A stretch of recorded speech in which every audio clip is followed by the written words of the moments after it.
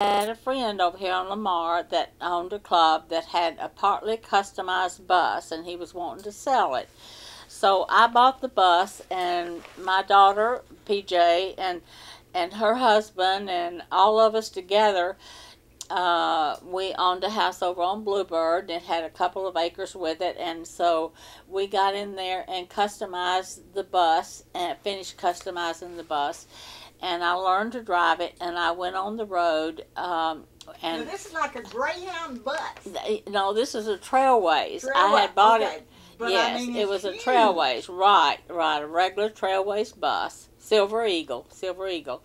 I never bought anything but Silver Eagles, and it had formerly belonged to Trailways, and so then I had.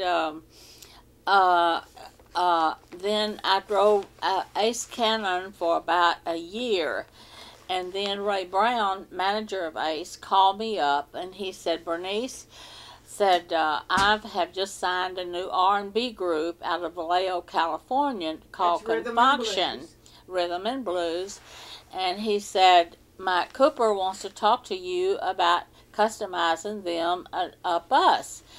And I said, "Okay." So Mike came from Vallejo, California, and came over to my house and looked at my bus that I had for Ace and wanted a bus. So I went to, back then you couldn't buy shells, so I went to Trailways and bought a used bus and and took it to Birmingham. Was the only place. It wasn't a place in Nashville or anywhere you could get them customized at that time.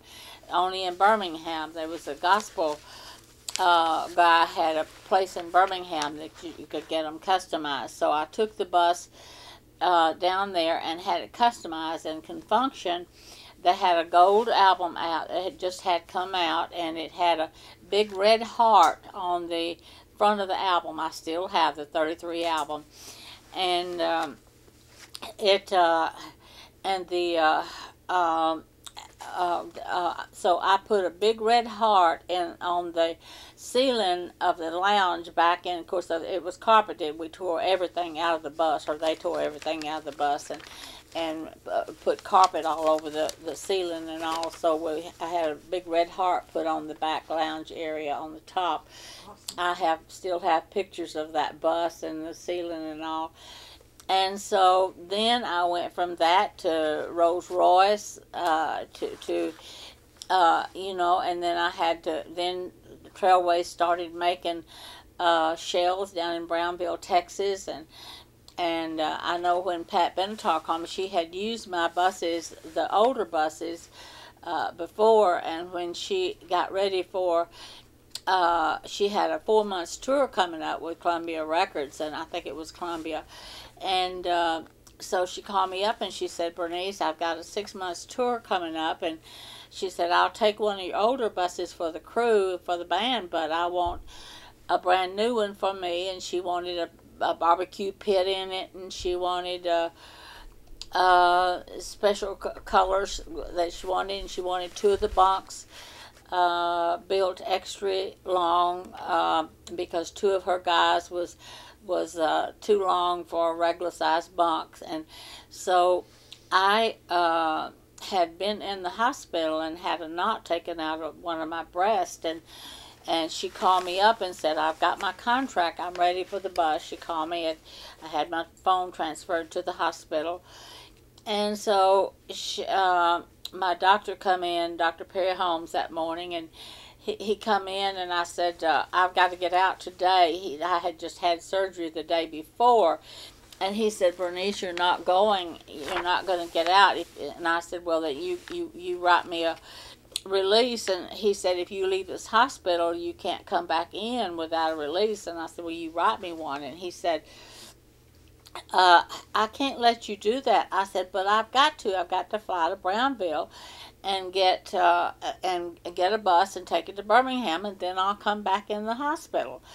And so he saw that there wasn't no talking to me, that I was going to do it. I was going to leave if he didn't write me a release, so he did write me a release.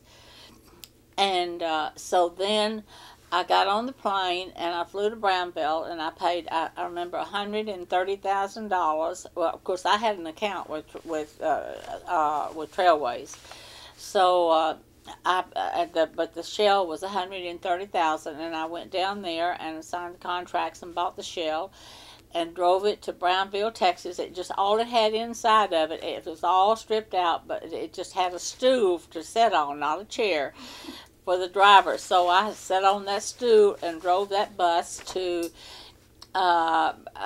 Birmingham, and I told them what all Pat Benatar wanted in it, and then I got on the plane and come back to Memphis and went back into St. Francis Hospital. How much was that bill from Birmingham? How much did they charge? I have no idea. Probably another 100,000. But probably a couple of 100,000, because she wanted.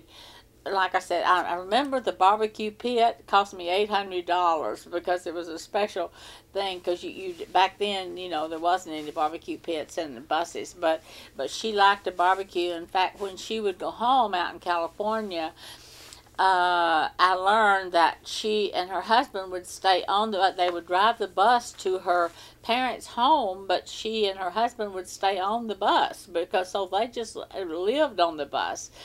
And so she called me back. I sent 2 drivers. I didn't drive her. Of course, at that time I wasn't able, but I did drive her later, but not at that time. But I sent a bus for the crew, and I sent her new bus that I had fixed for her. And in fact, she almost paid for the bus in 6 months' time with having 2 buses out. And I named the bus Patty.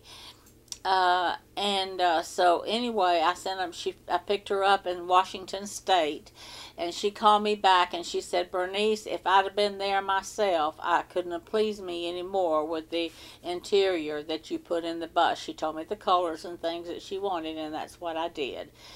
And so then I went from that and buying other buses, and I would drive one until I'd get it paid for. And then I would go in debt to $300,000 for another one, and I would drive it till I'd get it paid for. And I remember Larry Graham. Remember the song "One in a Million You"?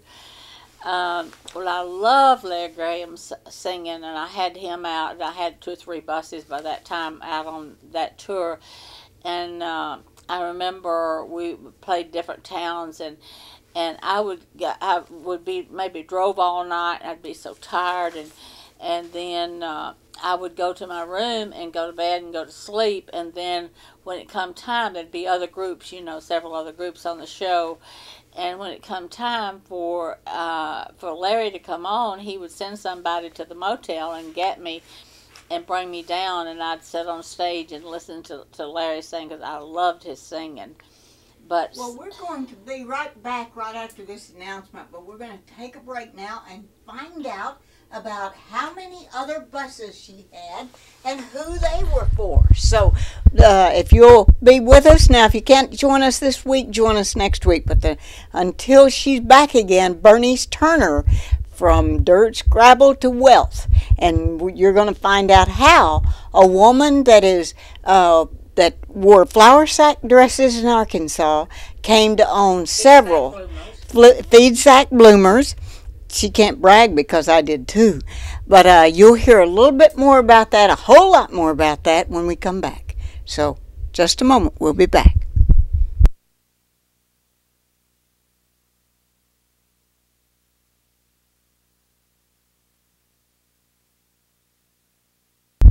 Well, we're back again. We have with us Bernice Turner. This is Bonnie Libhart, and you're watching Vision Plus. And here's a lady who started out, I hope you got the CD or DVD from the week before, but Bernice is a person who started out in Arkansas. We might just recap a couple of things. And played her first concert at age 5. Grew up in the northeast part of Arkansas, about 65 or 70 miles thereabouts from Memphis, Tennessee. Now lives in Memphis, Tennessee, surrounded by every star your brain can imagine that's in the country and western, rhythm and blues, You'll just have to see the pictures, and we'll be showing you those in a moment. But here is Bernice Turner telling us about